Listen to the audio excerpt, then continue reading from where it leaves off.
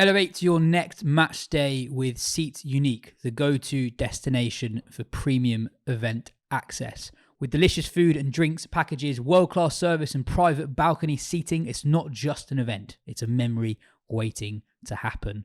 Head to seatunique.com today and book the ultimate England cricket experience. Hello and welcome to the Wisden Cricket Weekly podcast. England have won a T20I series away from home for the first time in 2 years. How exciting.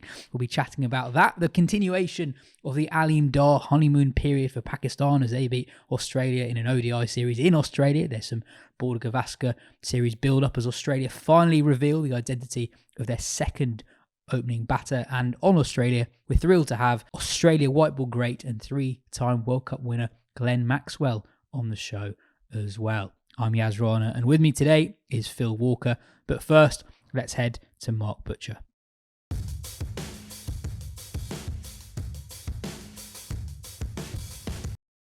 Butch, that's England's first away T20I series win in quite a long time. How important have these few games been for Josh Buttler in particular? You made the point yesterday that the captaincy was sort of thrust upon him unexpectedly a couple of years ago, and now he's had a serious stint away from the side. He might be able to now put his own stamp on this fresh-looking England team. Yeah, I think really important, having been given the sort of vote of confidence as well by Key and Co during his time off, when I think he was beginning to sort of doubt whether or not he was the right man for the job. And that bit of distance, that bit of clarity that can come with kind of not being involved in the game and a bit of time away to think about how you want to go about it and what you want your teams to play like, etc. I think have all been very useful for him. The signs yesterday, England going in for the kill almost right from the off, wickets falling, short leg in, two slips, England sort of going for the jugular was really good to see. I think he'd always been a little bit timid as a captain before, and part of that's circumstance and the players you have at your disposal and all that kind of thing. But I think that there was a sort of a newfound confidence in his decision making, I thought, yesterday and through this series. So that's all good. I mean, the other things that have been very good for England on this trip has just been the emergence of some players who may well fill in some of the gaps that England have had. Jamie Overton's return to full action, i.e. as a bowler as opposed to a non-bowling number 8, has been really instructional, I think, because that's the one thing I think England white ball teams have been missing ever since Plunkett sort of was moved aside, was sort of somebody who had the ability to sort of run in and bowl heavy ball stuff, good changes of pace. Somebody that couldn't be sort of bullied around a little bit in the middle overs of white ball games, I think. And obviously he has sort of great strength, hitting strength at the back end of an innings. So that was another massive tick. So yeah, I think it's been an incredibly useful trip. At Saqib Mahmood, obviously, I mean, there's the most obvious sort of winner out of the whole thing. Him being back, him bowling at a brisk pace, pitching the ball up, taking wickets in the power play. All things very, very handy indeed. Yeah, and just on Buttler, there are a couple of other decisions that were made before the start of the series. One, that he won't take the gloves. Phil Salt's been keeping and Butler's been in the outfield. And number 2, he's been batting at 3. For so long, people have debated what the best role for Buttler is. But this feels like it makes sense because you still get him to bat a long time in the game and he's not reacting too late in the innings. But also, you get to see, I guess, more of his full range of his ability. He's an outstanding player of spin, and sometimes when he's opening the batting, you don't necessarily see that all the time, and it allows someone like Will Jacks to get a go in his best position at the top of the order. Yeah, all very much agreed. I mean, I think I've been one of those over the years that have kind of given England's kind of lack of killer instinct, middle order, really fine middle order players who see games through, etc. I've always been slightly of the opinion that we've got and have always had lots and lots of players who are capable of going out in the power play and smashing it, etc. And I know Josh Buttler's exceptional, but it always rankled with me that I thought that he was also one of our better players in a period of time where we've had a little bit of a struggle, you know. So 3 seems to me to be the best compromise. Him not keeping wicket and captaining is also excellent. I mean, you know, chicken and egg. I'm not entirely sure which comes first here, but it certainly seemed to me that he had a hell of a lot more control of what was going on out on the field, from being out on the field, as opposed to being so far away from the bowlers and so far away from the action with the gloves on that you barely noticed him at times. Another thing that has made perfect sense would be for him to captain from on the field, to be able to get much better communication with the bowlers as the game is in play, and bat at number 3. It sort of bolsters a lot of things, and England don't lose a massive amount with him not being up at the top. So all good as far as I'm concerned. And obviously it's different for different personalities, but I get the sense that Jos Buttler is someone who perhaps enjoys captaining a younger and less experienced side a bit more. He feels like he can, you know, have a bit more freedom. He's less influenced by the people. He can be himself more. Obviously, a Ben Stokes figure, he doesn't give a shit who the other guys are on the team. He'll do his thing. But Buttler actually is someone who I think he looks more Jos Buttler when it's a younger team. Yeah, potentially. And look, that's going to be the case anyway, isn't it, going forward? A lot of the 2019 crew are kind of have moved on. So yeah, he has a chance to sort of build a team in his own image, rather than carrying on the sort of legacy of Owen Morgan, who left him a team back in 2022. On Saqib Mahmood, 9 wickets in the first 3 games, 8 of which have come in the power play, which is already an England record for the most power play wickets in a series, or even in a competition as long as a World Cup. Why has he been so threatening so far? He's pitched it up, basically. I mean, I think that's been it. He's brisk, not out and out quick, but certainly quick enough, and has found a really good full length. So when there has been that movement, bowling first, there has been sideways movement, particularly in the first 6 overs or so. He's just, he's looking to be very threatening in terms of that length, keeping the stumps in play, looking for outside edges, etc., etc. And then, of course, when the odd short ball or back of a length ball comes along, he's been aided and abetted by some stinking batting from the West Indies. It's got to be said, particularly in last night's game, in the third one, which was horrendous beyond belief, really, given everything that we've known after the first. After the first 2 games where the team batting first has had to been watched for, you had to kind of give yourself half a chance, and they actually doubled down and went harder in the third game than they had done in the first 2, which takes some doing. But yeah, and also he's sort of shown a little bit of flexibility in that as well. It's not just simply been, I'm going to run up and sort of toss it up there and see what happens. In the first game, he sort of went full in the first over, got a bit of tap when the ball didn't swing, and then pulled the length back to something a little bit more, sort of test match length, I suppose, and got his wickets that way. The next game, he got it right up there because the ball was swinging. Yesterday, he a very nice mixture of both. And then when he came back for got 3 in the power play, and then when he comes back at the end there, hitting the pitch hard, slower balls, mixing things up. So it's been a great return, and really nice also to see him back after a sort of hellish run of injuries and missing out, and an increased maturity as well as a player and as a bowler is absolutely evident. So tremendous news, and it's another bowler that England have sort of piling up there, who is very much in the frame for places particularly in white ball cricket, and who knows what happens in red. Yeah, I mean, from a skills point of view, I can't think of any other current English white ball bowler who has so much control and ability to move the ball laterally, sideways in both directions. If you look at his highlights this series, there's a wicket in the second game, I think, where he nicks off a left-hander driving with a ball that moves away from the left-hander, and yesterday gets a wicket when he moves the ball away from chase. He's just a very skillful bowler, and he's got skills that will transfer across formats.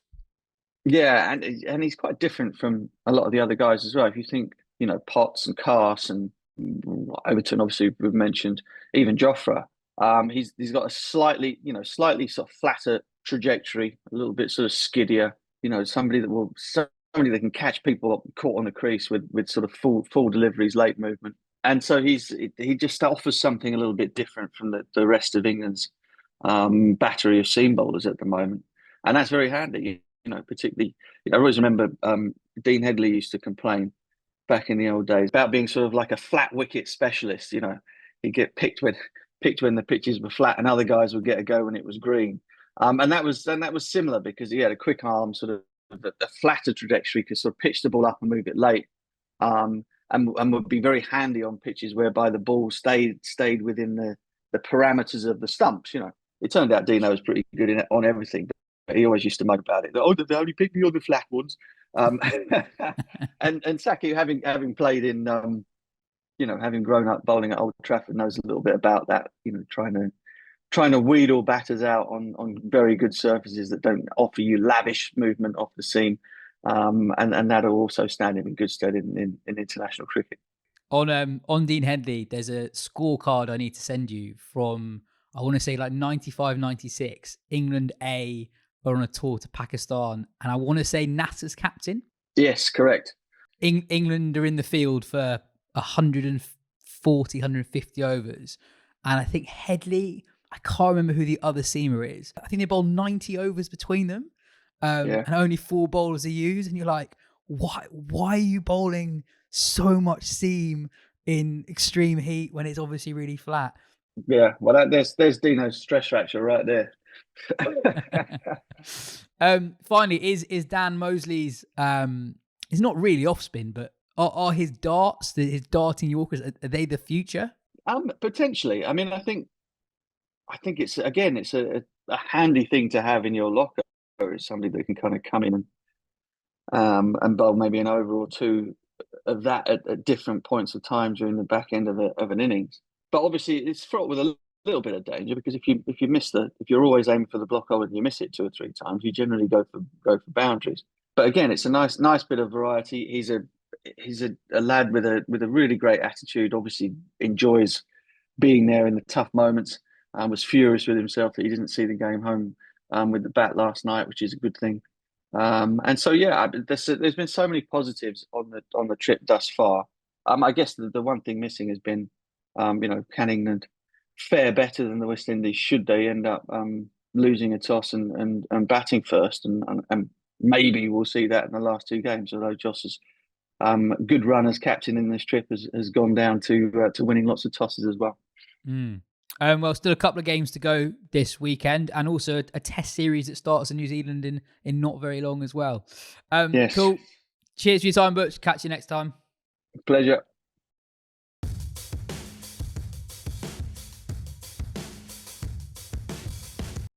Phil, let's focus on the third game of that series. Why might that be? Yes.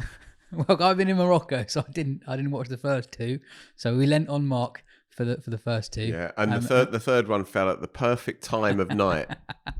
Just got in, saw the second half. You're the only person in Britain who liked the rain delay.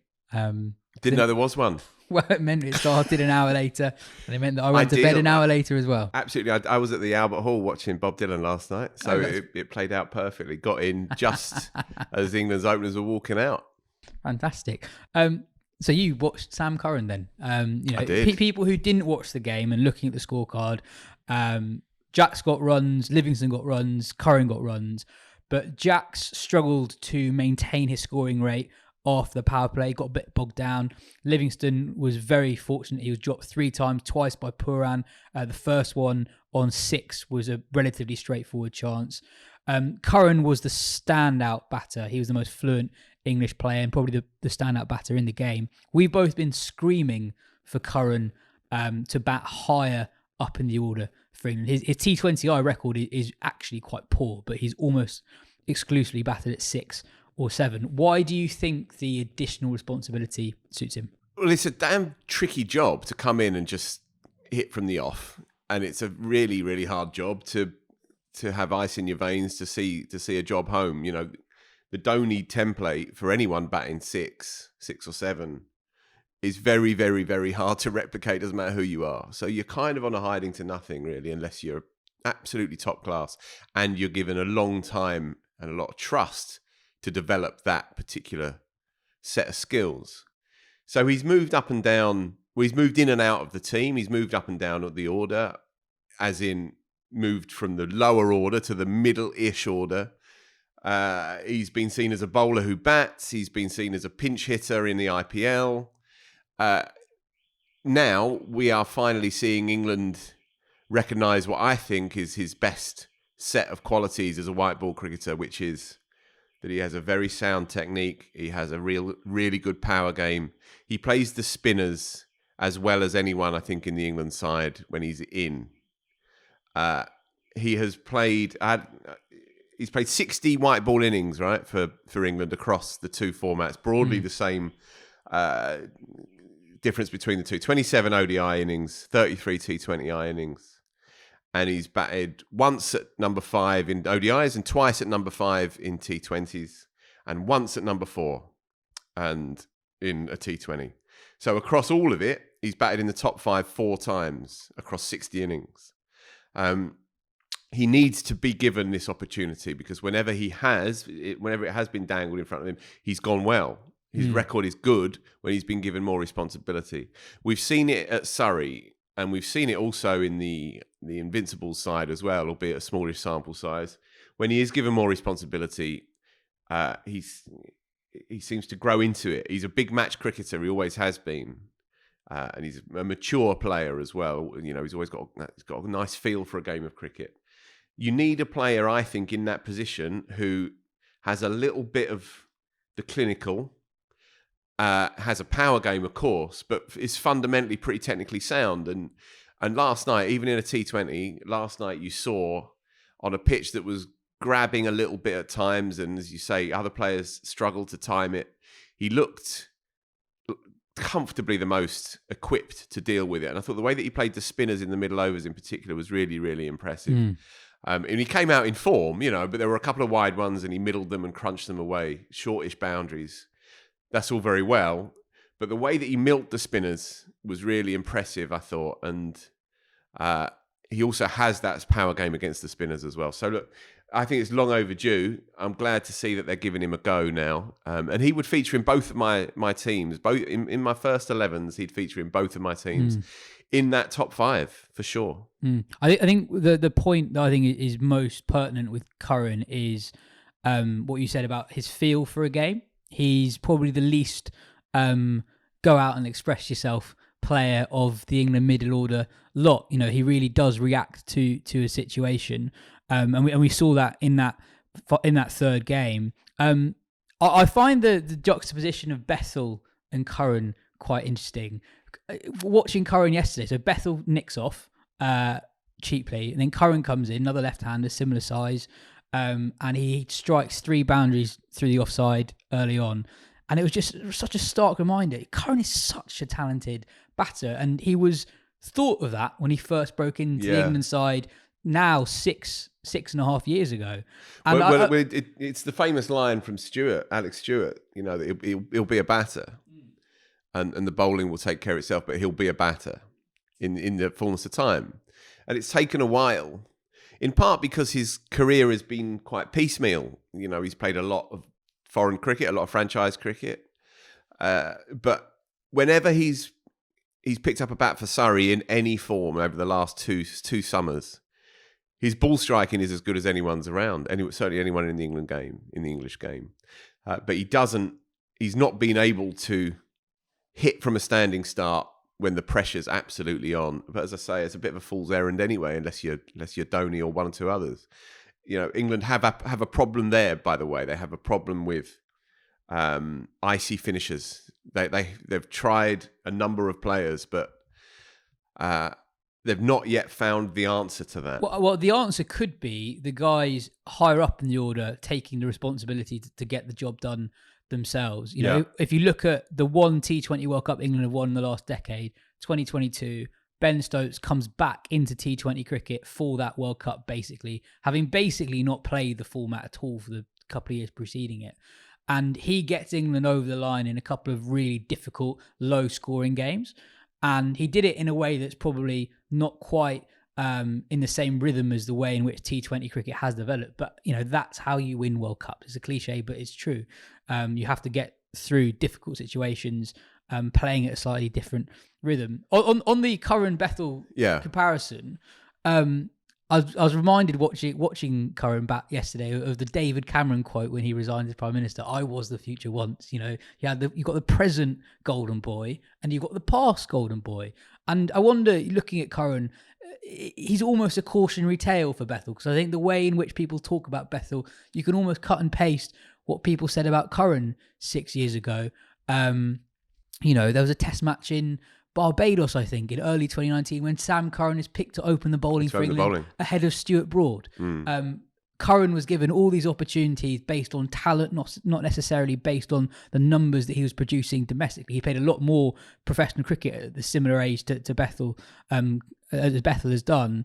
And Curran has and had all that talent, but it hasn't quite worked for him, almost in a way because he's got so many strings to his bow. I think part of the reason why he's not been given a go up the order in white ball cricket is because he also bowls. Yeah, I think so he's had a number of identities, which means that you don't have any in the end because it all gets diluted. And his versatility as a cricketer has been a blessing and a curse for him. But I think the older you get as a player, and he's only, 26? 26, yeah. Right. The older you get, the more you refine your identity and the more you funnel your career into the very specific things that you're very good at. I think he is a batter who bowls. I think he's a white ball gun player, and I've felt it for a long time. And we've seen him do some things at the Oval, in particular in the last couple of years, that do stand out. He also now has, and this is important, I don't say this glibly, he's got a massive bank balance, and he has the respect of the world white ball game. Right? He was an IPL highest priced player. He was a star of one particular tournament, one of the MVPs. He doesn't have to go anywhere in cricket and prove himself, really. And if the flow is to the white ball, then he is absolutely a part of that gene pool, right? And he's a very, very highly respected and valued cricketer in the prime of his time. And I think McCullum taking over the white ball setup could be totally transformative for him, because we've seen it in the test setup. They really don't rate him as a bowler. This summer was the perfect opportunity to get him in. Yeah. If you look at the types of bowlers they're identifying, they clearly don't see Curran as someone who in the near future is part of their test plans as a bowler. And I think actually that could be to Curran's benefit in a weird way, in that he is seen purely, or predominantly at least, as a batter, whereas I think previous regimes haven't quite been sure what to do with him. Absolutely. We were delayed in recording the pod today, Phil, and we were both bored, and we used that newfound freedom and time to pick our first choice England ODI and T20 sides. So I've only picked top sevens, right? I haven't looked at the bowlers yet. Cool. Do you want to do the ODIs? You want to do it? Okay, my ODI side. So I've got here a top seven. Duckett, which I think is a given. Yeah. I've got Harry Brook opening the batting. Oh. And I've thought long and hard about that. I've got Harry Brook opening the batting, and I'll come back to that. I've got Will Jacks at 3, flakily. And I've got Joe at 4. Okay? In part because I think England need a finisher. They need to find another finisher, and I think that Joe could be that option at 4. And in a way, with Jacks, with his hitting potential in the first 15, it's a bit of a free hit to have him at 3. So I'd move Joe down at 4, almost counterintuitively telling him there's a bit more responsibility now on your shoulders. You be the wizened old ham, right? Getting it done at 4. I've got Curran at 5. I've got Butler at 6. And at 7, I don't know. I've got a Bethel stroke Livingston, depending on form, possibly conditions, if you want to play the extra bowling option with Livingston in particular, and so on and so on. But a top 6 of Duckett, Brook, Jacks, Root, Curran, Butler. And I think Jacks deserves a go because he looked good, I thought, against Australia at 3. He's technically pretty sound. He's not just a hitter. I guess the obvious player that I've dropped there is Phil Salt. I think that's fine. His ODI record is mixed. Basically, since he got into the side in 2021. Since the Netherlands series in 2022, he's very rarely faced more than 30 balls, and he's played a lot of ODI cricket. He's in my T20 side, but when it comes to that. So just again, Duckett, Brook, Jacks, Root, Curran, Butler is my top 6. Cool. So mine, slightly different. So I'm opening with Jamie Smith. Right. I thought he's got to be in there somewhere, and that was the only space. And I thought, I just imagined him opening with Duckett in the power play, and I just like, it would work. I just can't see it not working. The other player I toyed with was Crawley. Yeah. I think Crawley is someone who it just makes sense that he'd be a really good 50-over player. For sure. Especially at the top of the order. I had Crawley in my team initially. Yeah. Because I think in the fullness of time, he gets into that side at some point down the line, but I couldn't quite get the layout right. So he's on my bench along with Salt, Banton and Jamie Smith. Interesting. So I've got Root at 3. Yeah. Brook at 4. Yeah. Stokes is available for me. He might have said no to you, but he's available for me. He's at 5. Butler at 6. He hasn't, for the record. Said. And then I'd be well down the list. Livingston at 7. And I guess if Stokes is unavailable, I shunt Butler up 1 and get Bethel in at 7. So what number is... So Butler is 6? Butler is 6 if Stokes is available. Okay, 5. so same with me. And Curran at 5? No, I've not got Curran. Sorry. I've not got Curran. I think... So sorry, say that again. So Root, Brook, 3, 4. Who's at 5? Stokes. And if he isn't, Butler, Livingston at 7. Yeah. And if Stokes is unavailable, Livingston at 6 and Bethel at 7. So you just can't quit Stokesy. You can't quit him. No, not on ODIs. Not on ODIs. I just think that especially with how little ODI cricket these youngsters have played. Yeah.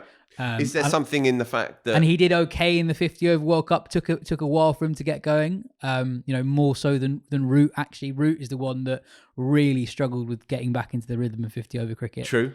Is there something in the fact that 2027 is the next World Cup? Root, Butler, Stokes all approaching their mid-30s and they're all in your top 6? It's a good point. I also think all of them will go all right in South Africa. That's where the World Cup is.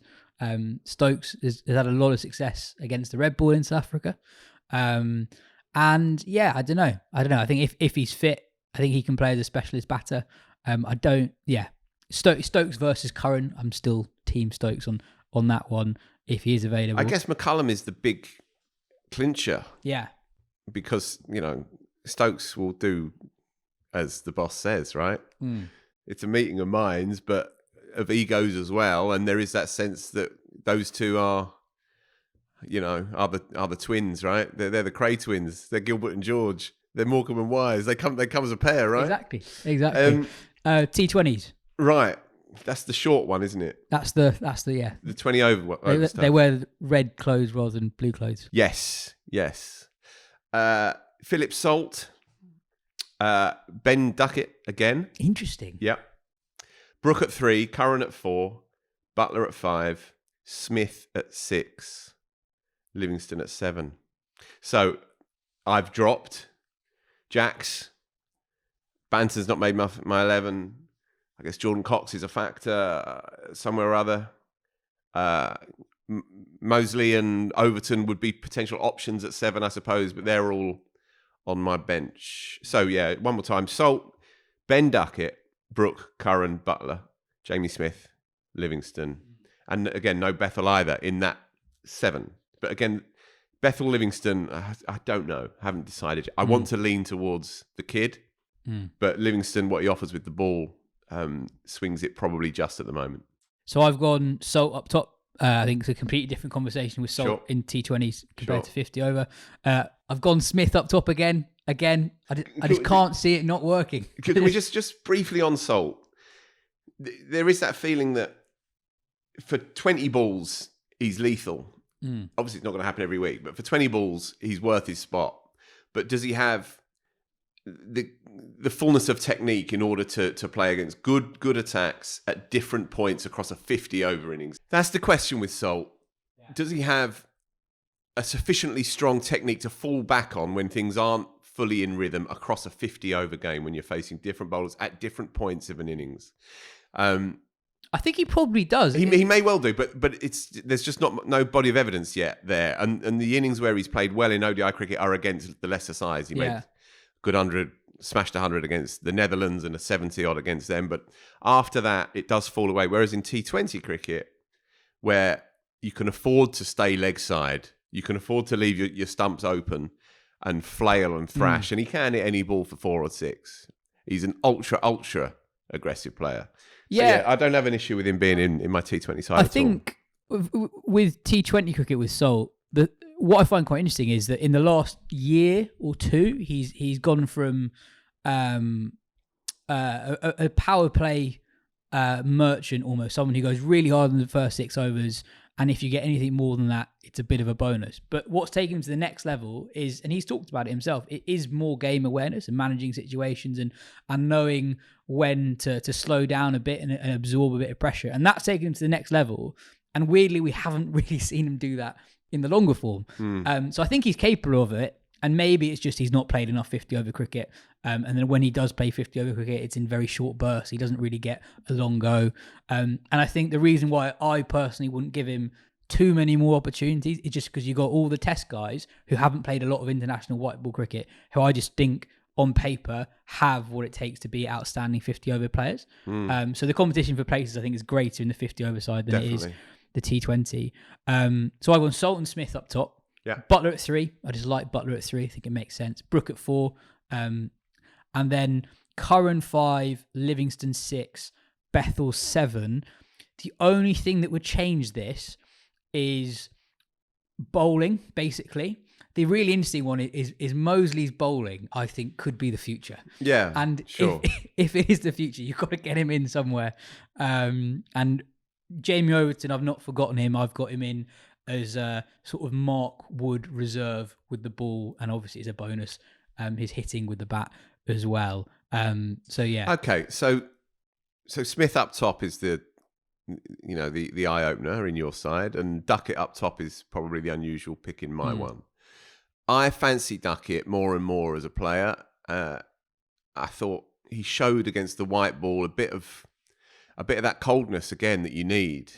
Not only is he obviously a very good power play boundary hitter, very hard to control and confine, hitting from a low base, hitting good length balls, flailing through straight mid-wicket. So he's a good boundary hitter. The compulsion to play at everything is obviously fine in T20 cricket and encouraged. So he won't have to shift anything around there. But what I'm interested in with him, you saw it in the 100, not last year, but the year before.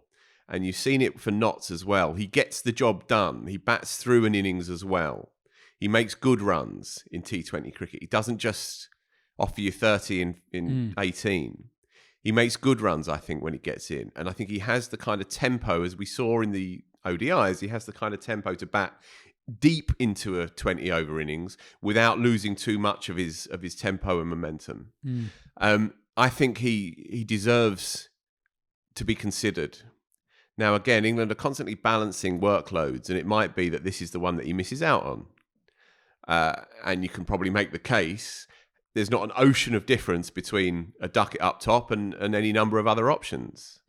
But for my money, I would lean towards him if everybody is fit, and give him a couple of years as an opener in T20 cricket to see how he goes, because I think he has the all-round game to do it. Yeah. And for me, Brook at 3, because he's your best all-round player, and if he hasn't yet proved it, then he's going to very soon. I don't disagree with anything you said about Duckett. I just think that almost fits a middle order spot more, and his competitor there is Curran. You pick one of Duckett and Curran, and also with the players you've got beneath the openers, I'm backing them to be good enough. Yeah. That your openers is more of a power play hitter. I see that. The one criticism you'd say about Duckett's white ball game is not much of a 6 hitter, and especially as scores go up and up. I think you want someone even alongside Phil Salt who goes really hard up. So I mean, I guess the big one that we both dropped Jacks, who's played a lot of white ball cricket for England and whose T20I record actually isn't great. You know, he's got a good overall T20 record. He scored 100 in the IPL. He does well in the SA20, gets gigs everywhere. But it's not quite worked out for him in T20 cricket for England. 21 games, 358 runs at 17.9, yet to pass 50. And that strike rate is good, but not outstanding. I wanted to say something else briefly on Duckett that occurred to me last night when the West Indies had Akil Hussain bowling in the first power play, and you're increasingly seeing it, that, you know, darts merchants are more and more prevalent, it seems to me anyway, in T20 cricket. And Duckett can attack with confidence any slow bowlers.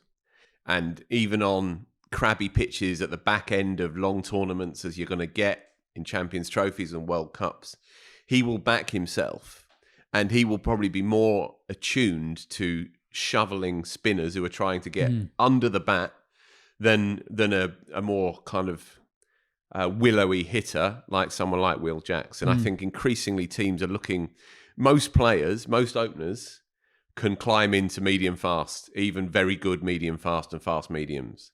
So spinners are becoming more and more useful, I think, you know, in the power play, and Duckett, I think, would be an ideal option against them.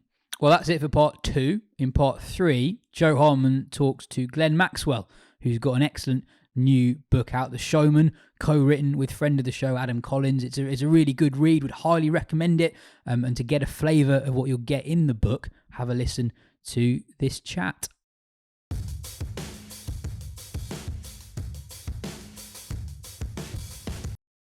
Glenn, thanks so much for coming on the show. Welcome. Over here we're deep into the winter, but in Australia you're in the heart of the cricket season. You guys have just finished an ODI series against Pakistan. T20is on the horizon, and there's a test series against India that gets going in just over a week. Does it feel like there's a big buzz around that India series? Is that a rivalry that gets the Aussie cricketing public going?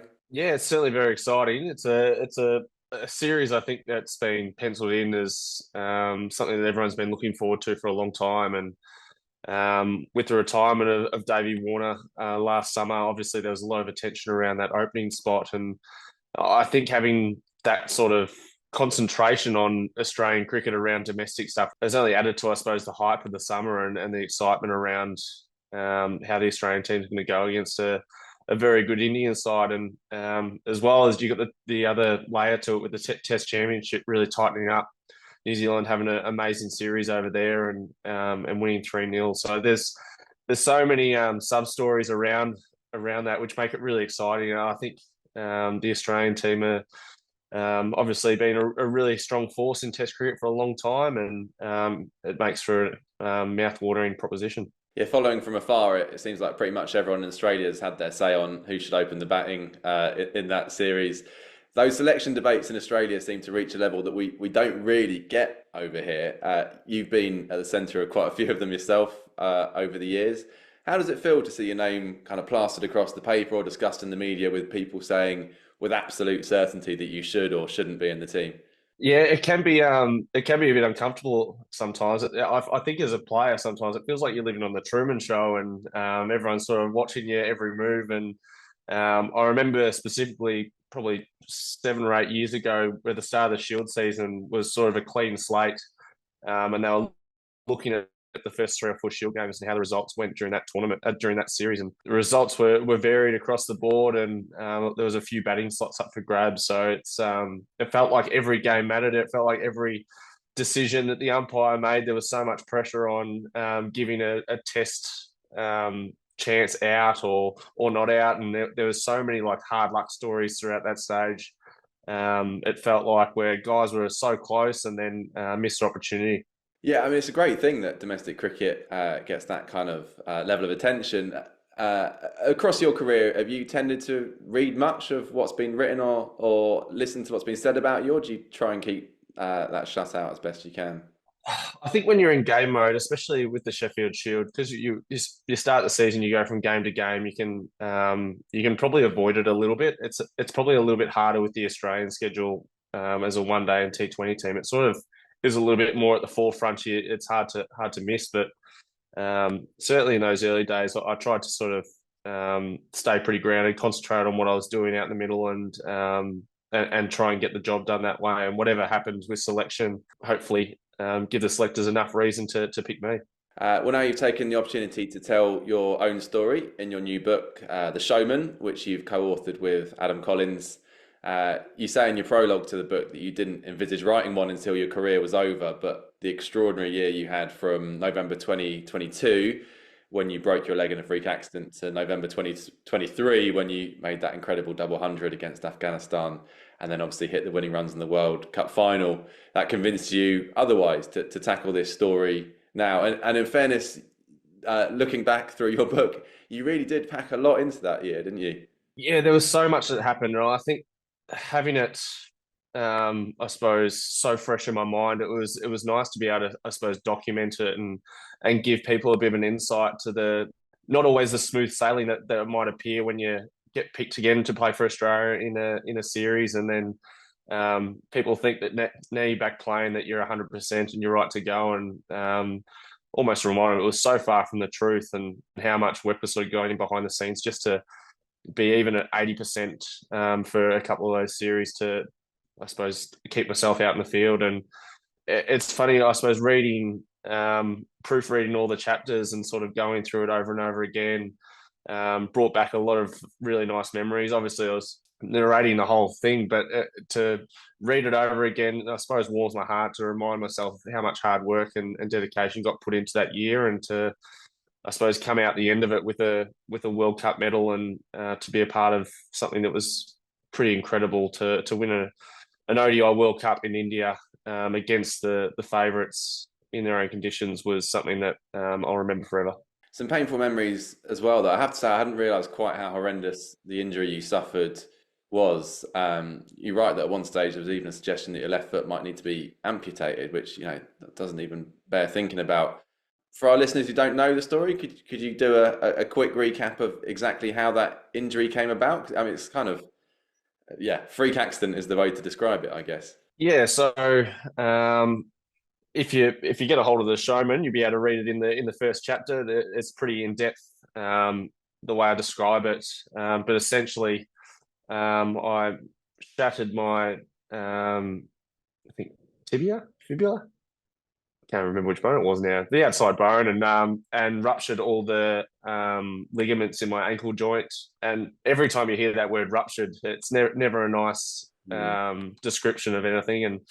And basically, I thought when I broke my leg that I'd be okay as soon as the leg healed. But what I probably didn't take into account was the amount of rehab and amount of time was going to be put back into get the ankle joint back moving and in a place where it could withstand the movements and rigors of any sort of form of cricket or any sort of running, to be honest. And the rehab probably took a lot longer than I thought it was going to. And at the different steps I had during that year of 2023, there was a couple of times where it was one step forward and two steps back. It's I suppose the description of those early couple of chapters go into that pretty in depth.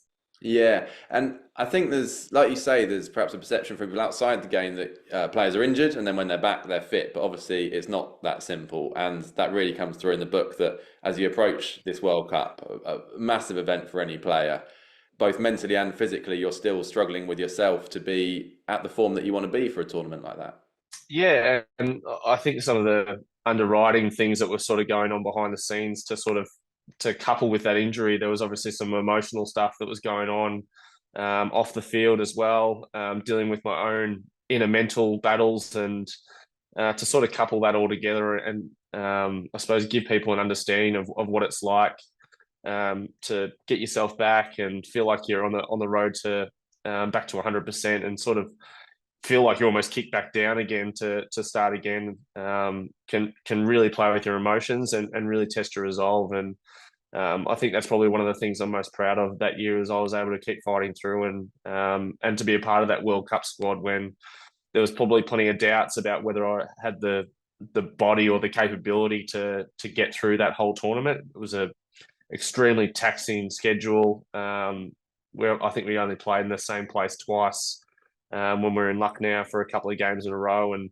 combined travel with the difficulties of one-day cricket, it's probably the toughest format physically to play, with the amount of, I suppose, hard running you're doing throughout that 50 overs. And that was certainly one of the biggest challenges. And then when it feels like it's all coming together, you obviously hit the fastest century in World Cup history against the Netherlands, feels like your form is back, and then you slip and split your scalp open on a golf course. At this point, given the luck you've had, you probably don't feel like you're heading for World Cup glory or on the verge of one of the all-time great innings at that point? Yeah, I was pretty low at that point.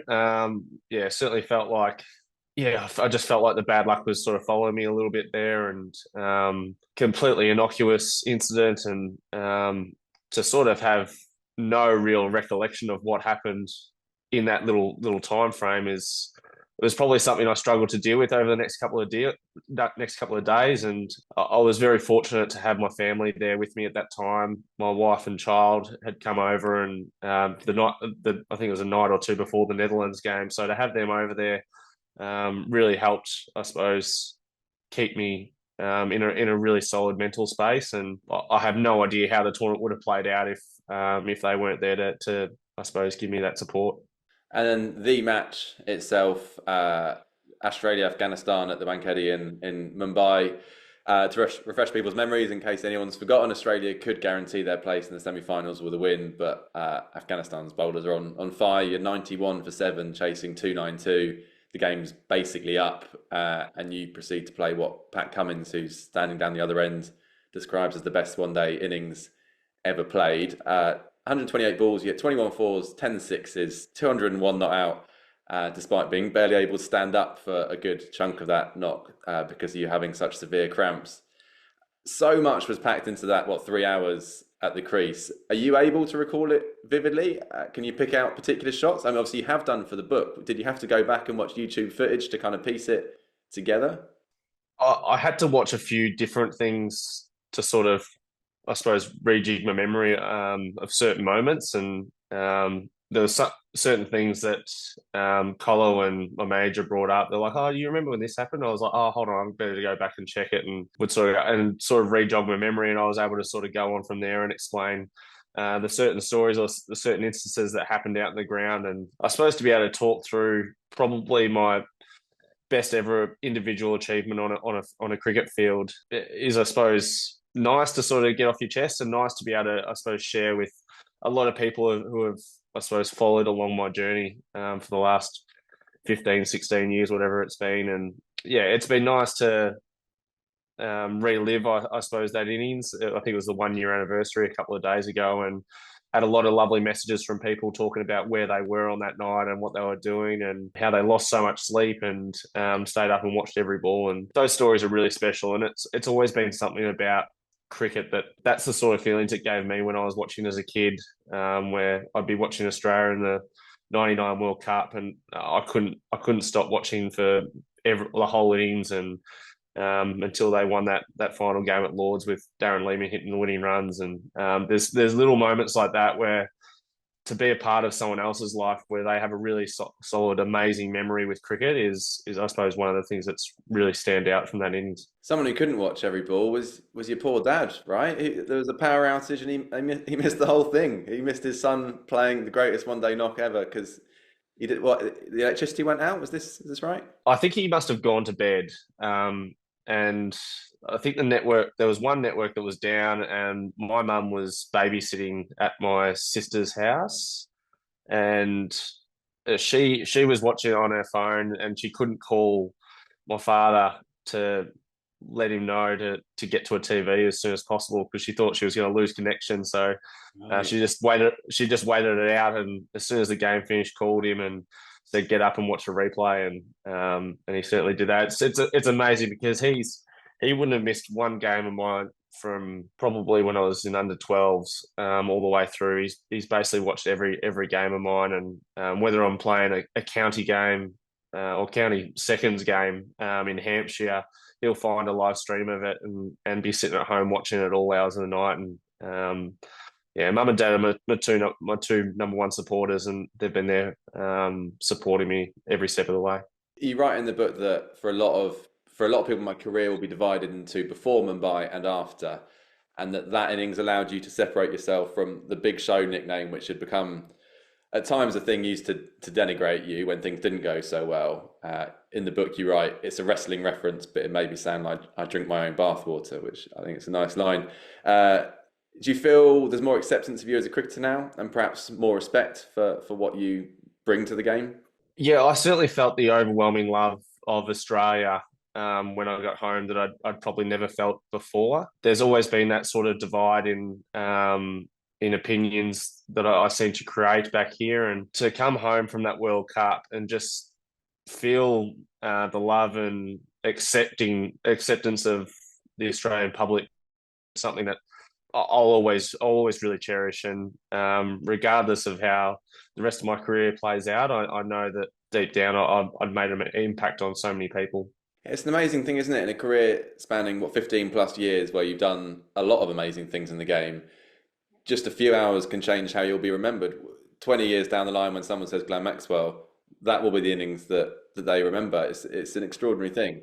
Yeah, it is. It's amazing how potentially one innings can change your life, and or just change the way you perceive and how you treat it. And it's always been, I suppose, the funny part of cricket is people will judge you how you perform, not how you are as a person sometimes, which can be frustrating as a player. And something I've always really struggled to grapple with, I think, early days in my career was people used to judge my personality about how I batted out in the middle and how I played my shots. And then all of a sudden that was my personality. And to be able to, I suppose, separate those two things over the last couple of years has been a long journey, but it's been nice to sort of, I suppose, get to that stage.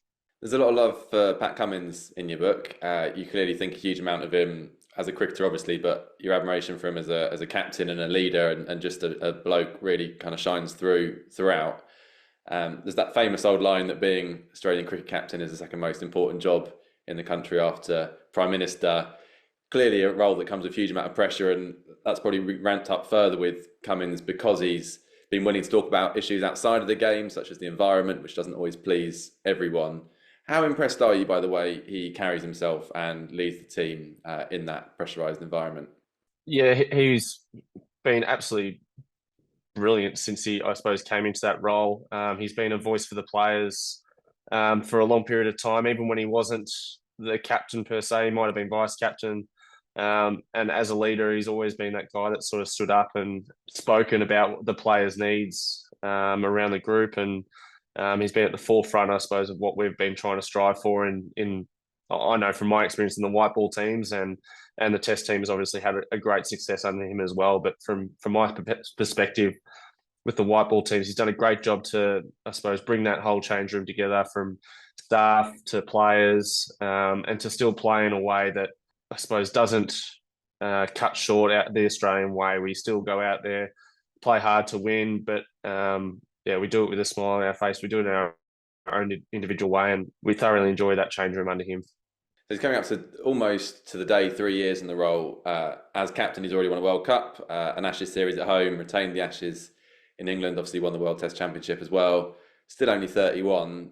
Do you think he could be remembered as one of the great Australian cricket captains, or should be already?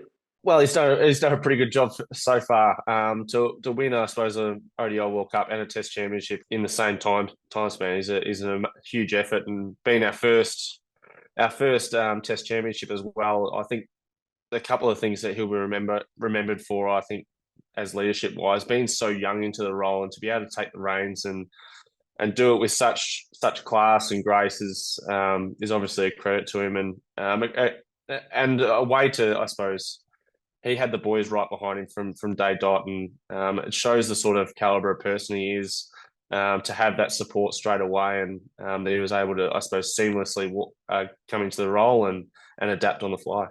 Along with Virat Kohli, Pat writes one of the forwards in your book. In it, he says, in a way, it's easy to captain Maxi. You just get out of the way, give space to his potential, put him into a position to shine, remove inhibitions. Does that kind of hit the nail on the head in terms of the best way to get the best out of you, to essentially let you be yourself?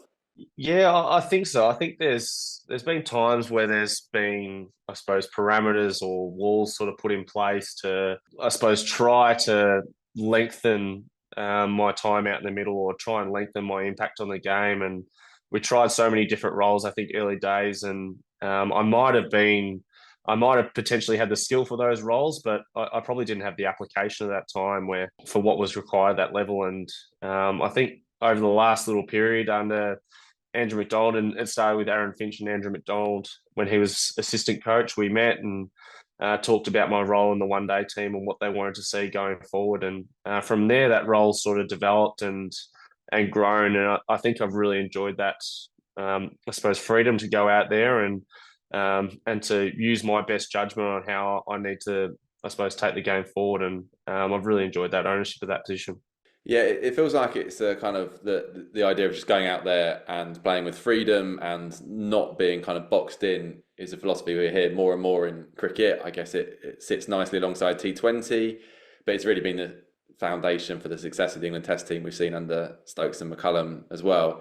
Do you think, have we all been overcomplicating this game for a while? Is it actually simpler than we like to make out at times?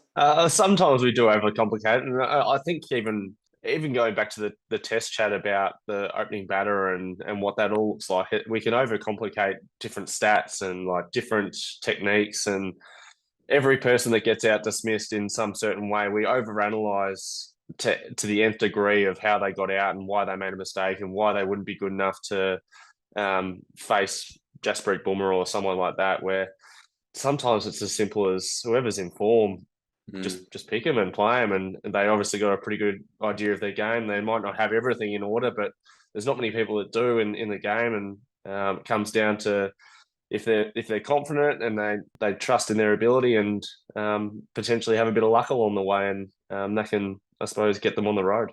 Have there been times in your career where you've forgot to just play and become too introspective and thought too much about things, and that's had a negative impact on your game?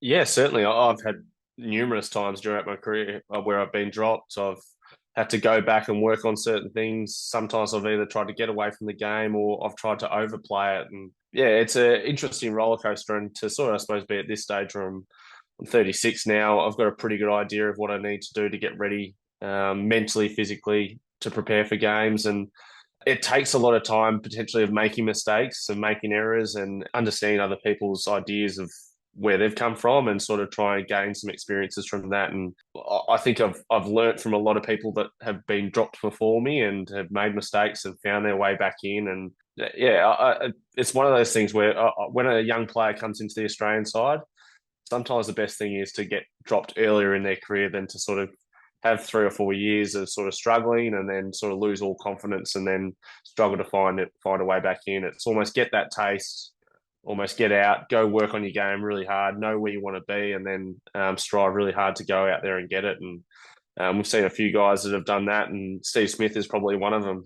He came into the Australian side really early and obviously got dropped, went away, worked on his game, and came back as probably the batter of our generation. So it can work in some ways. It doesn't work for everyone, but I think having those early setbacks are sometimes a blessing in disguise for young players. Going back a bit, there's some really interesting stuff in the book about your time in English club cricket with Sam Toney in Norfolk in 2008 when you'd been, 19? And then at South Wilts in 2012, just a few months before Mumbai Indians paid $1 million for you in the IPL auction, and I guess your life changed forever at that point. I actually wrote a piece a few years back about your time at South Wilts and spoke to Tom Morton, one of your teammates there. He talked about you turning up voluntarily to coach the Colts. That wasn't really part of the package, but you did on your own time. And the fact that you came back to the club to say hi to people for a couple of years after when you were back playing county cricket. He said 30 off 10 balls was generally what they got out of you at South Wilts. Don't know how true that is. But how influential have those stints in club cricket been in your career and I guess in your life in general, just as a kind of a learning experience? Well, it's quite funny. I reckon my highest score for the season in Saturday League cricket was 46, and I made it about 6 times. There was plenty of entertainment in those first few overs. I reckon I was opening the batting, and then I'd do the same thing as I used to do when I was younger. I'd hit a couple out of the middle, get excited, try and do too much, and it was a great learning experience. I still didn't really have a solid probably grounding on how I wanted to play cricket at that stage, and that was a great learning experience to sort of go over there. I was obviously looking to play county cricket for Hampshire at that stage and was lucky enough to become the second overseas in their blast side, and from those experiences to get picked for Australia was, I have pretty much everyone at Hampshire that was able to give me those opportunities to thank for how quickly I was probably fast-tracked into that Australian side, probably well before my time. And the friendships I made at South Wilts and St Antonio, they still last today. And being in contact with a few of the players pretty consistently, and very grateful of the opportunities I was able to get and learn about playing in different conditions in a different country. And it was certainly definitely a growing experience. So you're 36 now, still very much part of Australia's white ball setup, playing the T20 leagues around the world. What's still on your list that you'd like to tick off before you do eventually decide to hang up your boots? Well, there's a few things still. I'd love to be able to find a way back into that test squad. We've got a couple of tests at the back end of the summer for Sri Lanka, and I'd love to be able to, I suppose, give one more crack, even if I don't play, to be a part of the test squad and back training around that group would be a huge achievement from where I've been. And the next thing after that would be obviously the Champions Trophy, something that I think I've played 2 or 3 of them over the years so long ago, and we probably underperformed really badly in those tournaments for what the expectations were of an Australian side. That's a huge driving force for me there, and to be a part of this new T20 group.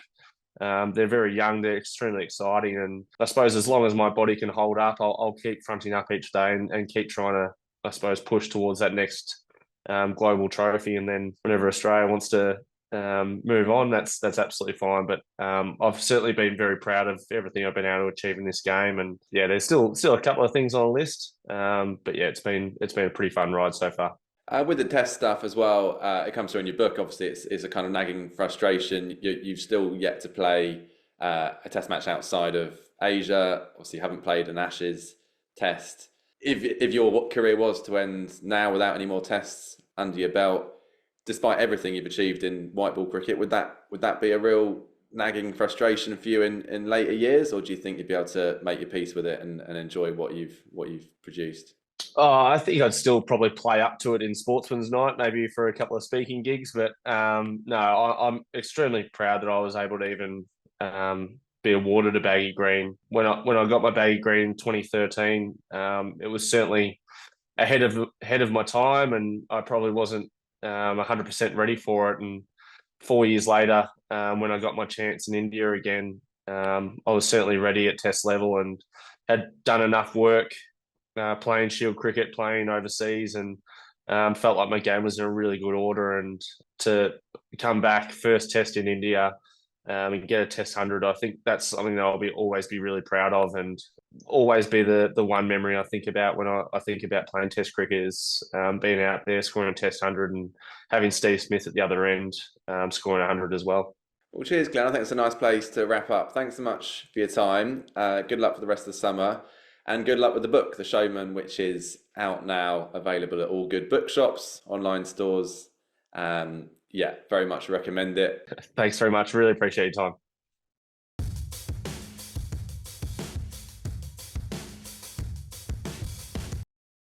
Some news from county cricket and specifically Warwickshire this week. Michael Burgess and Liam Norwell have both announced their retirements from the professional game. Burgess, a 30-year-old wicketkeeper batter who averaged 36 in first-class cricket, has moved on from the game to pursue other career opportunities, while Norwell has been forced to retire on medical grounds. Norwell's last first-class appearance 2 years ago was when he took 9 for 62 on the last day of the season to sensationally keep Warwickshire up in Division 1. The year before that, he took 49 wickets at 18 in the year that Warwickshire won the championship unexpectedly in that slightly weird conference year.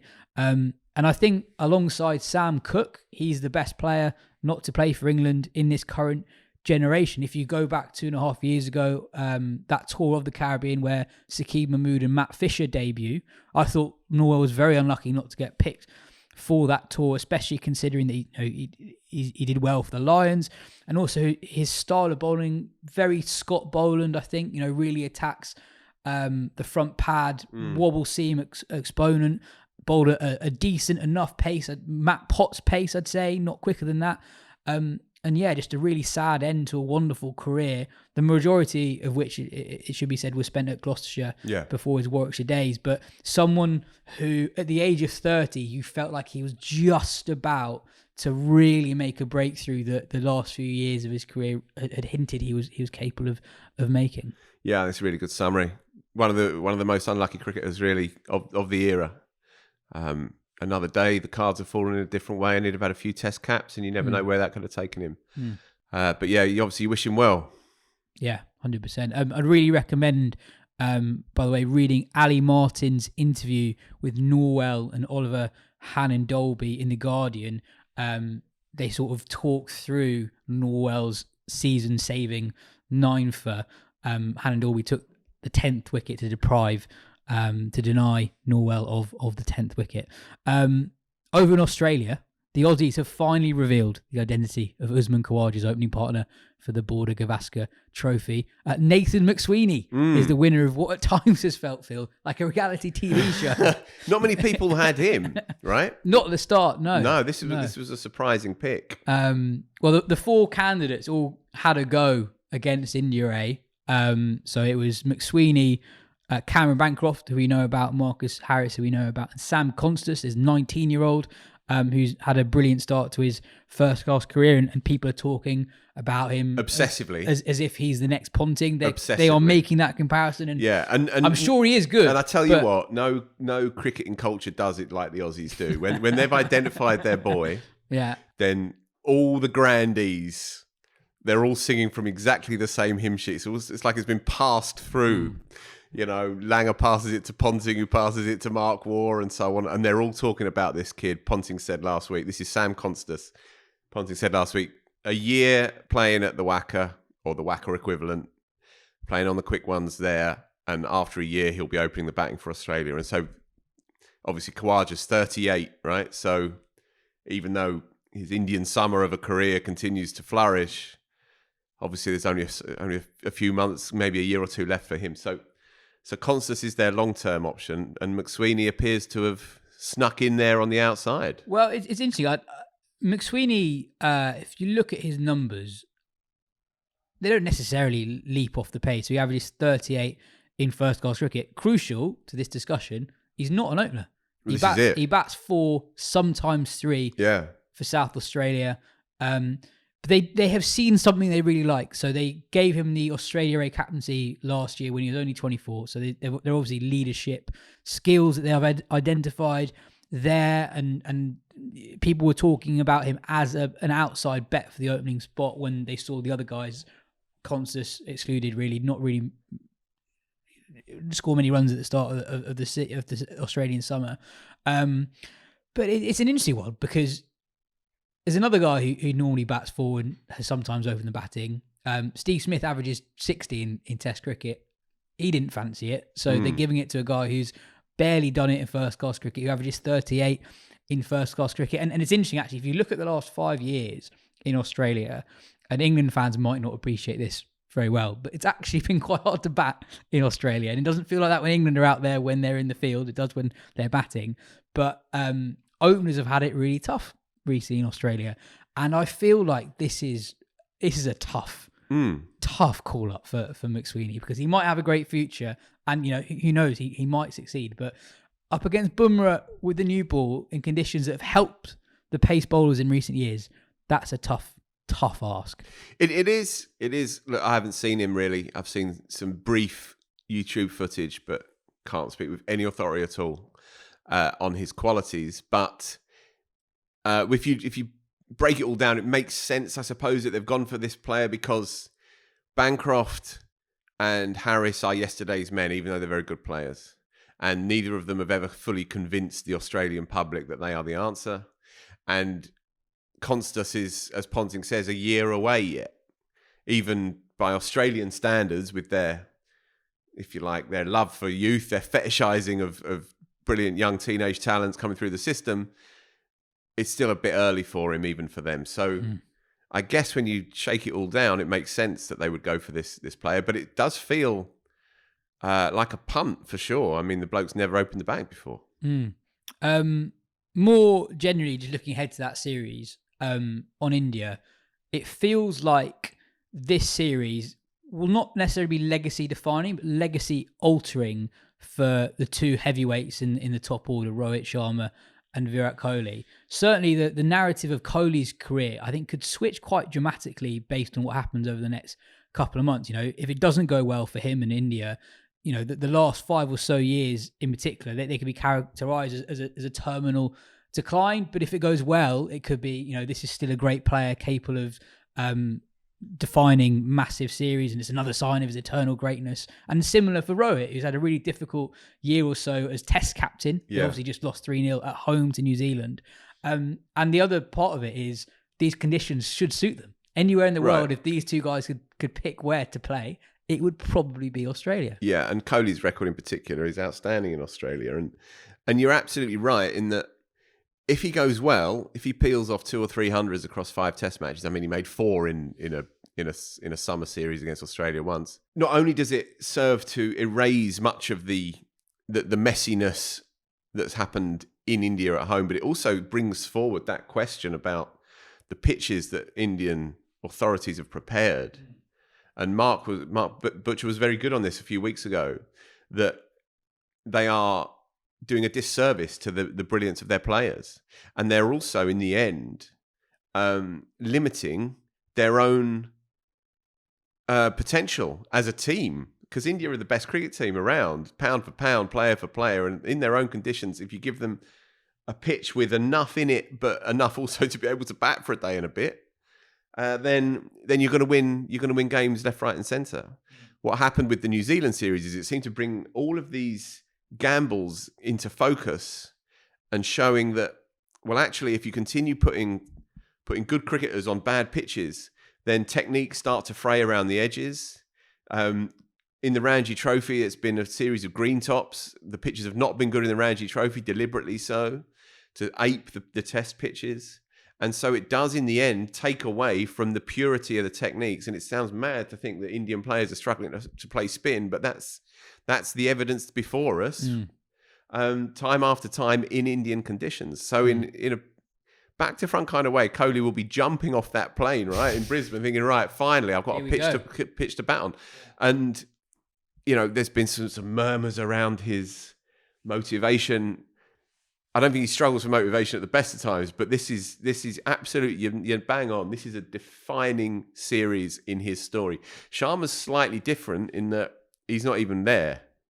He's training in Mumbai on paternity leave, so he probably won't make that first Test match. I think that's the case, and so his story is slightly different to Kohli's. Kohli is the full package. Kohli is the the potential top highest echelon great, whereas Sharma's story, because of the eccentric omissions for 10 years in Test cricket, his story is slightly different. But yeah, look, it's huge for the both of them. I know you fear for India in this tour, and I can see the logic there. But I have a sneaky feeling that they're going to raise their game, that they're going to turn up, and that the New Zealand chaos is going to be forgotten about quite quickly. So I was going to say, I am looking forward to this series more than any other that I can remember in quite a long time, actually. And part of it is because I think it's really hard to call. I said a couple of weeks ago that I think India have the capacity to do an England 13-14. The ingredients are there. They've just had the 3-0 at home. There's pressure on the coach this week. Gautam Gambhir had a couple of spiky press conference moments where he sort of called out Ricky Ponting for a comment that Ponting made about Kohli that was totally fine. It could fall apart. Yeah, that comment, by the way, was 200s in 5 years. Here at Kohli in Test cricket. Yeah. You didn't just say that stat, did you? I didn't. No. That's what Ponting said. And he said other players would be under pressure, and Kohli would be the first person to realise that's not good enough. Is basically what Ponting said. 2 tons in 5 years. Yeah. Remarkable. Yeah. And I think that, so on the one hand, you've got a lot of India players who are very near the end of their Test stories. Whatever happens in this series, it could fall apart. But equally, there are a lot of Indian players who, not just Kohli and Sharma, who you think should be really suited to all the conditions they find in Australia. Rishabh Pant has already had an all-timer of a series in Australia. Shubman Gill, at the very start of his Test career, made some seriously important contributions in that 2021 series win in Australia. Just those 4 guys there could be brilliant. I know there are questions elsewhere in the batting order, but I think they'll be fine. You know, it's a 5-test series. Is Sarfraz in there? Sarfraz will probably start the series. I love Sarfraz. He's one of my favourite players to watch in the world. I would be surprised if he goes well in this series, but they've got so much talent on the bench. Dhruv Jurel, who was very good against England. Why would you be surprised if he goes well? Because he's a front foot player. He's got such an odd technique. And the 100 he scored against New Zealand in the first test of that series, New Zealand just hadn't worked out how to bowl him, because he loves against fast bowlers to just play it either above the slips or basically through third man, behind square on the offside. And New Zealand sensed that was an opportunity to get him out, when actually that's the one place you don't bowl at him. Don't bowl short and wide and test him out, basically bowling conventionally. And he deserves a shot, but the comparison I made was, it was like watching Fawad Alam against England a few years ago, where you're like, why is this guy who averages 60 not got given a go? And you watch him for one ball and you're like, that's why he's got a really weird technique. I sort of get similar vibes with Sarfraz. There have been moments in the IPL where he's been really troubled by short, quick bowling, and he's going to get a lot of that from ball one in Australia. Jurel's an interesting one. He's the standout India batter in the A games against Australia A. He will start the series out of the side, but I think given the question marks around Sarfraz, given that KL Rahul is not in great form at the moment, I wouldn't be surprised if Jurel is someone who comes into the side and is someone who actually really enjoys Indian pitches as well. They've got so much batting talent on the bench. I would be surprised if 2 or 3 test matches in the series they haven't got a top 6 that is sort of working. And with the ball as well, you know, Bumrah is obviously brilliant. They've got the all-round depth of Jadeja, Ashwin and Sundar, and they've got, even without Shami, they've got quicks. You know, Siraj, he's inconsistent, but he's someone who's already had a really big series in Australia. Prasidh Krishna is someone who's only played a couple of test matches, but he's tall and bowls quickly, and he's done well in those A games. So I can see a world in which Australia perhaps struggle against India. Australia themselves don't have many players who are close to the top of their game at the moment, in the batting department at least. Also in Australia, Pakistan beat Australia in a very low-scoring ODI series. Australia won the first game by 2 wickets. Pat Cummins' 32 not out from number 9 got the Australians over the line in that one. They were then bowled out for 163 in the second game and 140 in the third game. Haris Rauf picked up 5 for 29 in the second.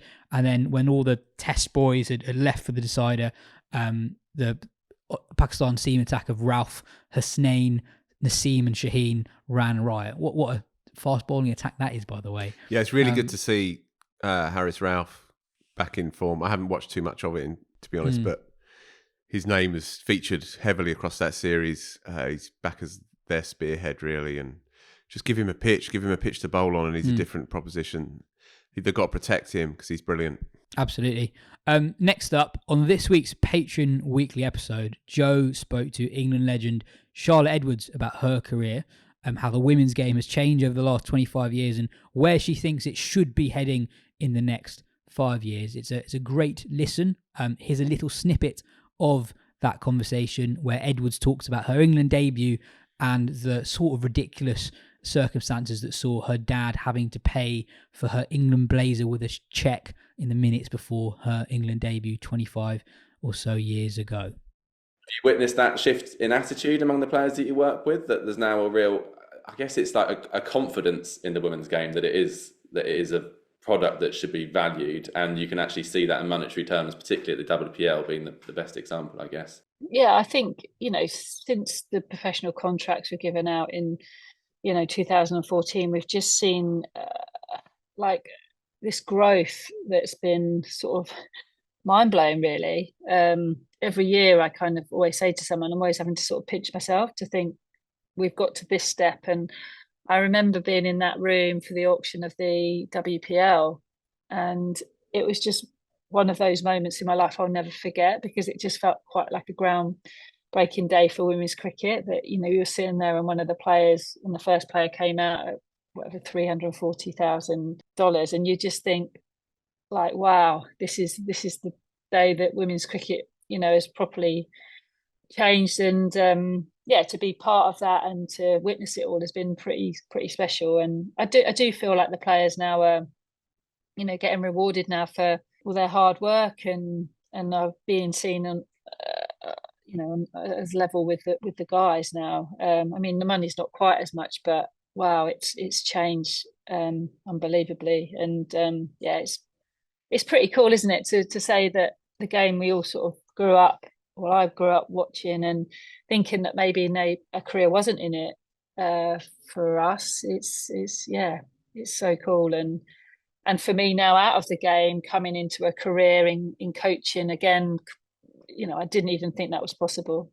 Yeah, I mean, and at the start of your England career, you'd have been paying for your own kit, for your own travel. I mean, that is mad when you think where we are. I mean, it's obviously just mad, but it's mad when you particularly put it in comparison to where we are. I have to sometimes sort of sit here and think, I turned up at Guildford Cricket Club with my dad, and we had to hand over a £50 cheque for my my England blazer, and I was 16 at the time, and we were playing in culottes, and I was given this load of kit, it was all mixed match of kit.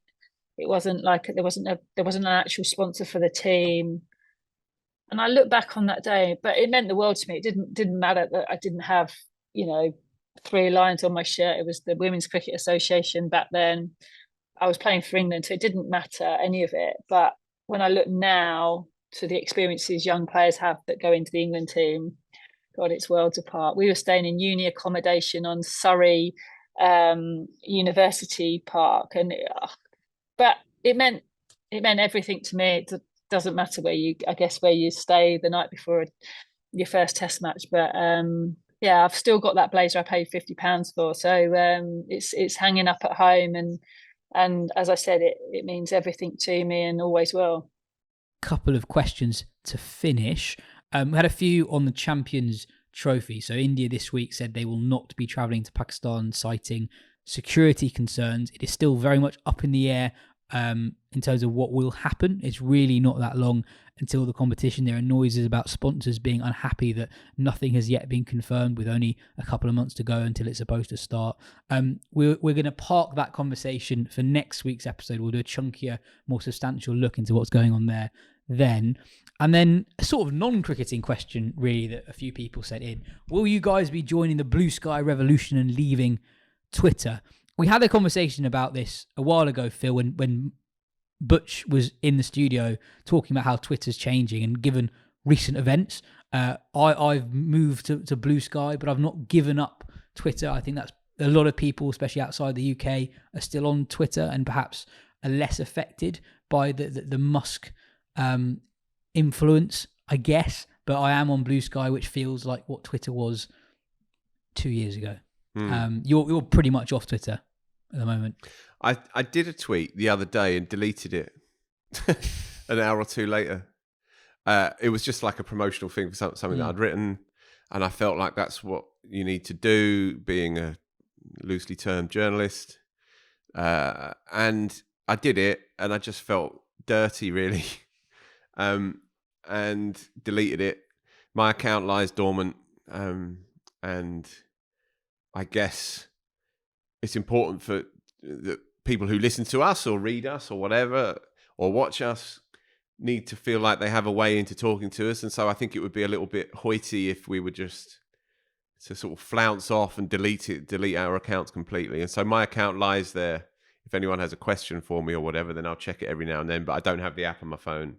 I don't go on it as a point of interest myself at all ever. It can be problematic, right? Because a lot of the stuff that we were talking about, Sam Constas, for example, right? And I know a bit about him, and I know about Ponting's beef with Gambia in part because I went on that Twitter thing the other day to post my thing, and then you find yourself getting inveigled into it again. But look, I don't want to make any sort of poncy statements. When we had this conversation last time, we got a couple of emails in saying, stick to cricket, boys, stick to cricket. I kind of get that. But for me, it's unconscionable now, and I can't justify being anywhere near it, really. The blue sky thing, I don't know too much about it, but I know that increasingly this is where the energy is. I'm a kind of social media agnostic at best, I'd say anyway. But I think I think if you go over there, Yaz, and get yourself set up, then I'll come and join you. How about that? I am already set up. But properly into it, are you doing it? I've done a whatever you call it. I've done a Blue Sky. What is it called? I don't know. Right. I don't know. But I've done a Blue Sky. How many Blue Skies have you done? I've done one Blue Sky. Do you want to hear it? Yeah, sure. You'd actually like this stat. It's actually about a series that we've not talked about. Oh, you do your stats, don't you? You do your stats with meaning. This is your social media approach. It's nice. Yeah, I guess it's like when I find a stat, I'm like, that's quite interesting. And I'm like, I need to do something with this information. Yeah. But it's clever the way that you do it because it kind of pisses people off a bit. Yeah. But you can't argue with facts. Well, so do you want to hear it? Yeah. So Arshdeep Singh, who made his T20I debut 6 months after Harry Brook made his, is now the leading T20I wicket taker among Indian seamers. Right, you've gone in hard, haven't you? So he's got more than Bumrah. He's got more than Bhuvanesh Kumar. Remarkable. And I think he's only 3 wickets away from having the all-time India record, despite only having debuted 2 years ago.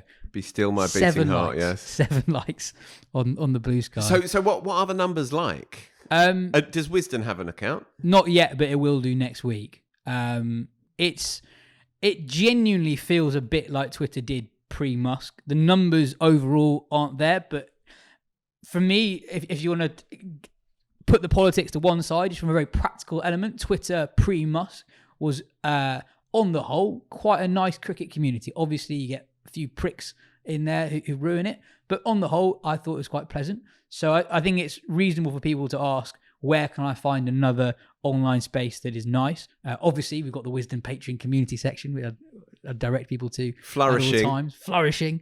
But Blue Sky is actually okay, I'd say. The absolute numbers are tiny compared to Twitter, but a lot of people, specifically from cricket, have moved there in the last 48 hours, I'd say. Snowflakes. Yeah, they're all there. So we're not all there, but a lot of people are there. A few players have moved over there. So if you're looking for, I'm gonna go and do it this afternoon. And it's sort of it looks just like Twitter used to, so it's quite easy to navigate. I think of all the wannabe Twitters, it's the best one. I know there's a lot of chat about Threads a year or so ago that Instagram made, but this is much better than Threads, and people are actually sticking to it. I've seen a few other ones in the past have a bit of traction, but that peters out very quickly. This one has maintained some momentum, so I'd recommend giving it a go if you haven't already. I mean, some big cricket accounts, if you're using the Sam Qantas example, cricket accounts that would give you information about something like that, a lot of them are posting quite regularly on Blue Sky. So I think it is worth. So the mainstream media are beginning to recognise that this is a burgeoning platform. Yeah. I'd say. I think cricket specifically, actually, cricket more than my other interests. Is it just like a kind of crickety place? Is maybe. irrelevant to all other walks of life? Right, lovely. Okay. Yeah. Well, I promised you I'd do it. I haven't yet fully promised in my head, just out loud. Cool. We shall see. Cool. Well, that is everything for today's show. Another long one. Cheers, listeners. Cheers, Phil. We'll be back next week for the end of the England West Indies T20s and the start of the Border-Gavaskar series.